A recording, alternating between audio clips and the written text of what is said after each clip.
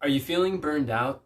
Are you feeling overwhelmed or stressed, like you have had some prolonged periods of stress in your life that has led you to physical, emotional exhaustion, that you're just tired throughout the day and it seems like you don't know why you can't do what you used to be able to do, and it just seems like you just have this constant drain or this exhaustion and this tiredness that you can't really shake off, and so that you can stay focused and clear?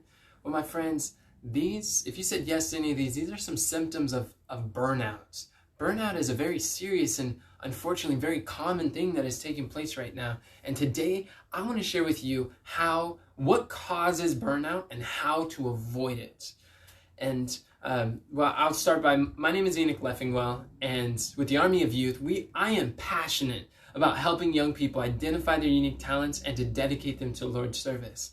I remember back in 2018, I was laboring for the Lord. I was in full-time ministry for about 6 years at the time, and I had so many brands in the fire. I was doing so many different things, and I remember we had a lot of projects going. I felt pulled in so many directions, a lot of priorities, and not really knowing what to focus on.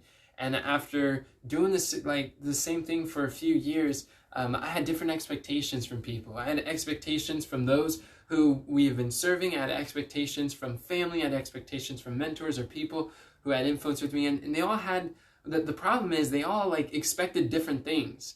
And it seemed like to listen to one is to like disregard another, or like to make one happy, another person got upset. And it was so pulling in so many different directions. And it was very challenging.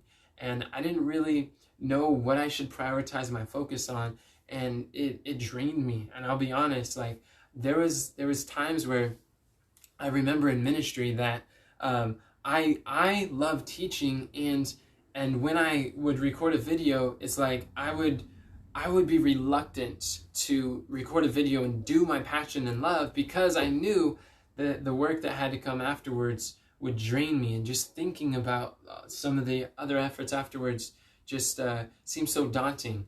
And if you can relate to any of this, I want to share with you, I've found since then the reason why we get burnt out is because we are not working in our gift. You see, 1 Corinthians chapter 12, verse 4 and 5, it talks about how there is diversities of gifts. There's diversities of administrations, or in the margin it says ministries, that each one of you have a unique calling. You are different.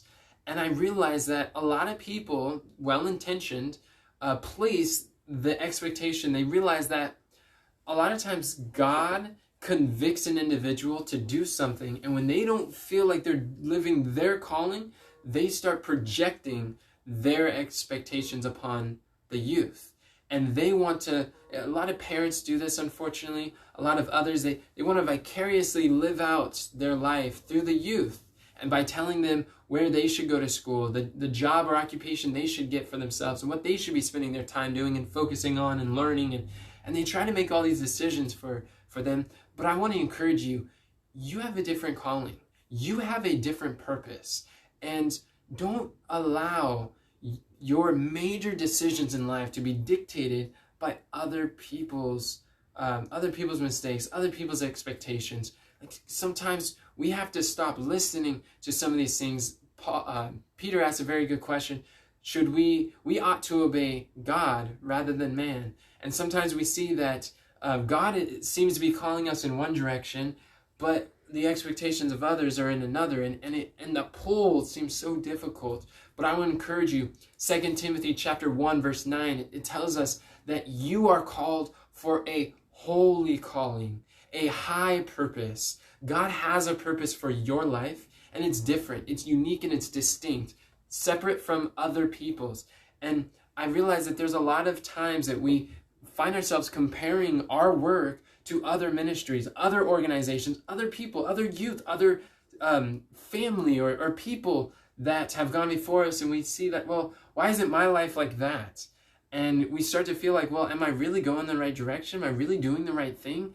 And I want to tell you that right there that causes a lot of suffering. It causes a lot of stress, unneeded, Because when you are living your calling and you are uniquely doing the thing that God has for you, working in your gift, you don't have to worry what other people are doing. And just because someone else has a different ministry doesn't mean it's better, doesn't mean it's the only way. There's diversity. God wants to have unity in diversity. But I realize that as we're comparing ourselves to others, and we start to get discouraged and confused, and it brings this burnout, this stress. And then the things that we do doesn't have as much joy and fulfillment in the things that God intends for your life.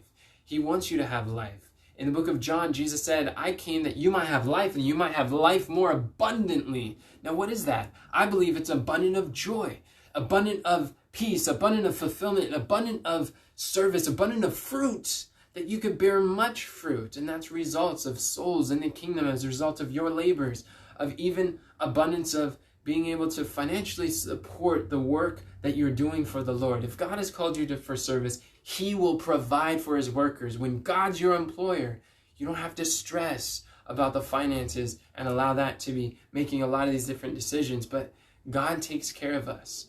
But I realize that a sure sign that we are on the way to burnout, if we haven't burned out already, is that we start piling so much work that is outside of our gift. And what starts to happen is we get so much responsibilities that we don't have time for Jesus. We don't have time for our devotions. We don't have time to pray, to think, to really meditate and realize, where am I going? Why am I going there? And how did I get here? And to really ask the questions like, who am I? Like, not who my parents think I am, not who my family says that I should be, or not who but who am I really? Who am I when it stands before God? What are my gifts? What are my talents? What are my skills? What are my passions? What are my joys? What is the thing that God has me and you for? When we start to have that time, that communion with God, with our own hearts and with God, then we start to find more answers. But I find that burnout comes when we allow the urgent work to crowd out the important work. And a lot of times what's important, like this self-examination, this time is like 2 Corinthians 13:5 says, Paul says, examine yourselves to see whether you be in the faith. How would you know if you were a reprobate if you did not examine? I'm talking about self-examination and taking that time apart with God and to realize, where am I going? Who am I? Because the beautiful thing is this is how you can avoid it. When you start taking the time to really examine life, to study in your devotions, be intentional with your devotions and study the relevant things and lessons that God has for you right now, the current responsibilities you have, the current direction that God is leading. When you start to see God's plan unfolding to you in His Word, and you surrender daily to Him and allow God's plan to be fulfilled, even if our plans could fail, that God's would succeed, and we start to surrender to Jesus daily, then you start to see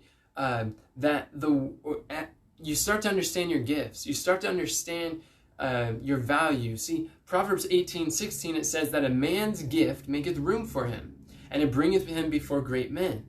So it's your gift, it's your skill, it's your talent, it's what God has uniquely equipped you to do, that when you're working and operating in that gift, where you bring the most value to an organization, to the church, to the cause of God, where you bring the most value to the marketplace, something unique that you provide, that's when you start getting fulfilled, and when you start having the joy and the strength and the work that you do, it doesn't drain you and exhaust you, and it doesn't make you want to procrastinate. It gives you energy, it gives you strength to do. You wake up energized in the morning, ready to take on the day's duties. You go to sleep excited, fulfilled, and content, and like, wow, do I really get to do this tomorrow? I'm excited to go to sleep so I can be rested to do my work tomorrow. But that's only when you're working in your gift. I find burnout almost always occurs when we are working outside of our gift, when we're not working in the way that God really wants us to, and we've said yes to so many things,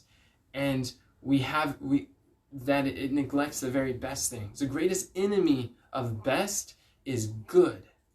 And sometimes we fill our plate with so many good things, but we don't have time for the best things. The best plan, something better that God has for your life, and to live your calling. And as long as we're doing this, we have this stress or this issue. Like, we know we haven't been spending the time with God.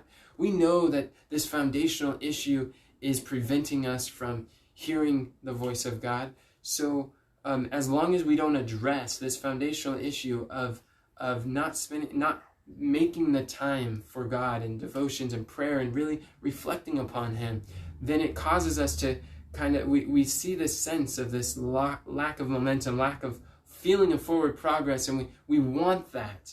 So what we start doing is we start unintentionally consuming, what I like to call unintentional consumption. And we start consuming, maybe they're sermons, maybe they're just surface reading, it could be good things. Or maybe it's just aimlessly going through social media, just consuming. And we have this feeling of progress. It feels like we're going somewhere. It seems like we're moving, but if we don't apply the things, then we start to realize that, wait, we're not actually getting ahead. We're not actually moving forward, and it was just a false idea. And sometimes it's not the unintentional consumption, but the unintentional working. Sometimes we're just working and we fill our schedule with busy work. We feel that as long as we're busy doing something, we don't have to think about the foundational issue. As long as we have our schedules full, or our hands are constantly moving, or we're always doing something, we feel like this busyness is honestly, it starts to become a distraction from truly living your calling, truly knowing where you're going. Because the last thing that you want to do is be full speed ahead to the wrong destination. You want to know, where are you going? What is God's calling in your life? Who are you? What are your talents now? Where do you want to go? What are the skills that you're going to need in order to get there? And to be intentional in your consumption, intentional in your learnings, intentional in your working, so that the work that you're doing is fulfilling you, and you're moving towards the calling that God has in your life.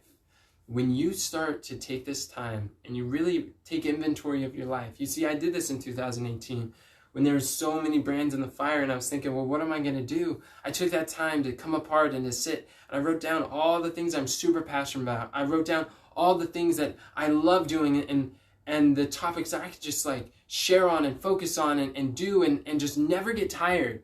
And I began to realize some of these things that I noticed, which ones had some unique similarities between them. Which one could I mix together and maybe do something that could last, that I could really be fulfilled by. And I realized in that process that a lot of the things that I had said yes to, the responsibilities that I was doing and maintaining, was totally outside of those areas, that realm of passion, of joy and expertise. And I realized that the thing that brings me so much joy is helping young people to share with them things that I wish I knew when I was just getting started. I realized the best decision of my life was to dedicate my life to Christ's service. And I want as many people as I can to encourage them to make a similar decision. And I want to encourage them in that decision. A lot of people say, here I am, Lord. I dedicate my life to your service. But then where do I start? And for me, there wasn't a lot of mentors. Praise God, there was a few that I learned so much from, but I realized that they're few and far between.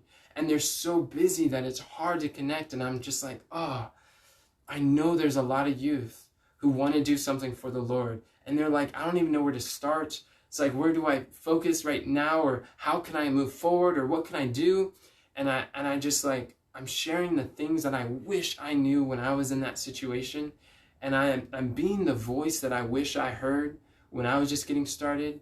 I'm connecting people. My vision with the Army of Youth is to connect people with the mentors who've been in the work for decades, and to have those conversations that I've had the privilege of being in ministry these last 8 years, but we have them in closed doors, or we have them side by side, or at the events, or at the evangelistic series, and I get to interview them and talk to them and find out their challenges, their struggles, what they learned, and what they would do differently, and these things that I've been grateful to have. But I realize not a lot of people have access to these people. So I want to interview them and bring them before others. And I realize this is the work that will bring me joy and strength and excitement. And this is how the Army of Youth started.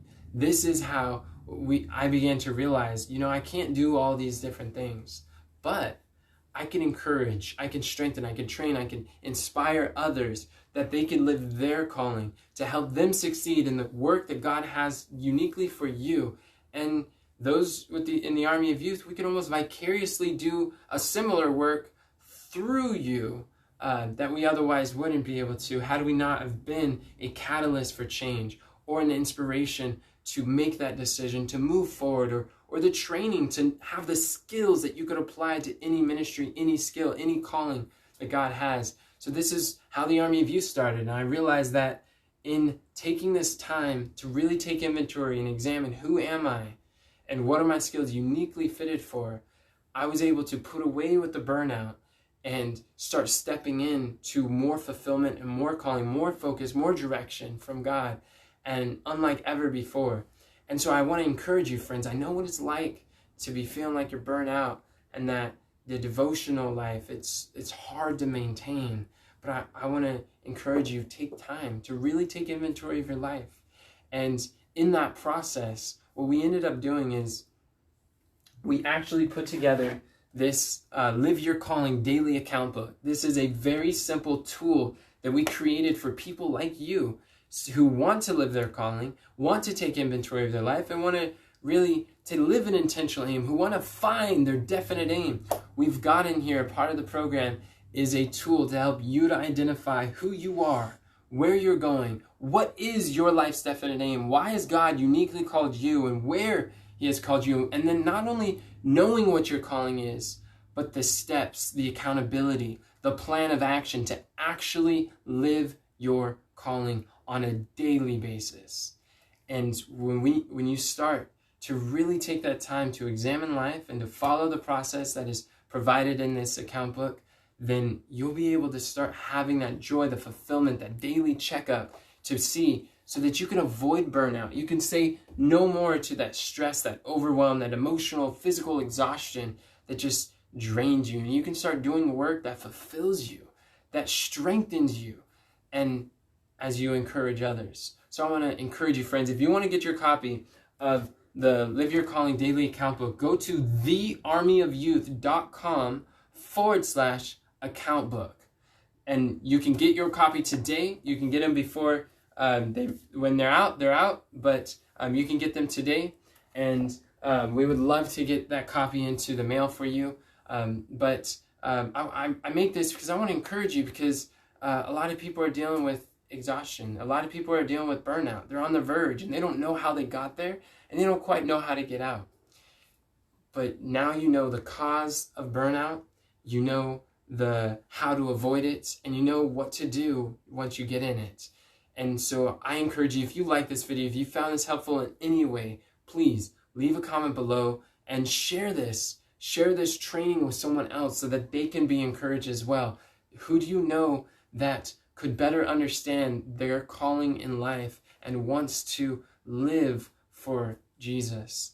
And if so, let them know. And I'm so thankful that you've been able to join me today. And I want to encourage you in your walk with God. And remember, God doesn't call the qualified, He qualifies the called.